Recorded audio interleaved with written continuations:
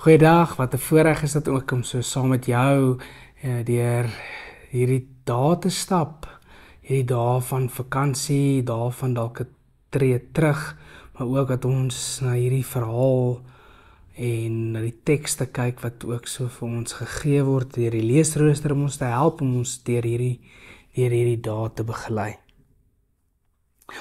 Ons staan stil vandag by 'n Psalm 148. En wanneer ek en jy in die kerk in hierdie tyd aan die lofprysing deelneem of aan die liturgie deelneem, wat ryk en diep gevul word met kersliedere ook in hierdie tyd, dan is dit amper dat ons saam met hierdie Psalm sê dat sy naam alleen is hoog verhewe. Jy sal ook agterkom dat daar is van die wonderlikste en kragtigste lirieke wat in die kersliedere saamgevat word. As ons ook so hier by ons, dat ons graag uit die liedboek uit met orgelbegeleiding aan 'n liturgie deelneem, dan is dit 'n baie goeie manier om jou op so 'n wyse in te stem. Dat wanneer jy lofprys in hierdie tyd, ook in hierdie tyd wat sal volg in Epifanie, dat jy die Here se naam as die een wat hoog verhewe is, hom sal prys. Hierdie Psalm begin: prys die Here vanuit die hemele, prys hom in die hoë hemel, prys hom alle engele, prys hom alle hemelwesens, prys hom son en maan, prys hom alle sterre, prys hom hoogste hemele en waters in die hoë hemel rein. Laat hulle die naam van die Here prys, want hy het beveel en hulle is geskep.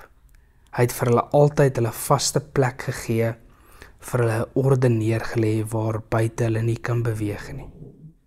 Prys die Here van die aarde af, seediere en al die oseane, weerlig haal, sneeu en miswolke, stormwind wat sy opdrag gehoorsaam, berge al die heuwels, vrugtebome al die seders, wilde diere al die vee, al wat kruip of vlieg, konings van die aarde alle volke, vorste alle regeerders van die aarde, jong manne en meisies, grysaards met jul seuns, laat hulle die naam van die Here prys, want sy naam alleen is hoog verhewe en sy majesteit strek oor die aarde en oor die hemel.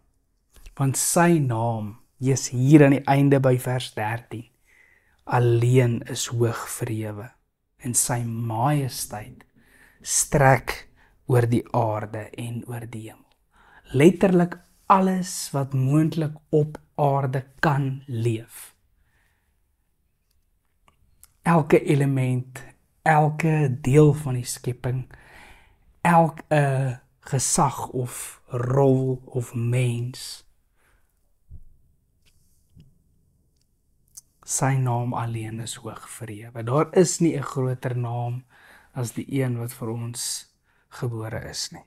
Sy majesteit strek oor die aarde. En mag jy, wanneer jy dit sing, wanneer jy dalk ver reis, wanneer jy by dorpe kom, en jy ry by 'n munisipale gebou en jy sien die verval,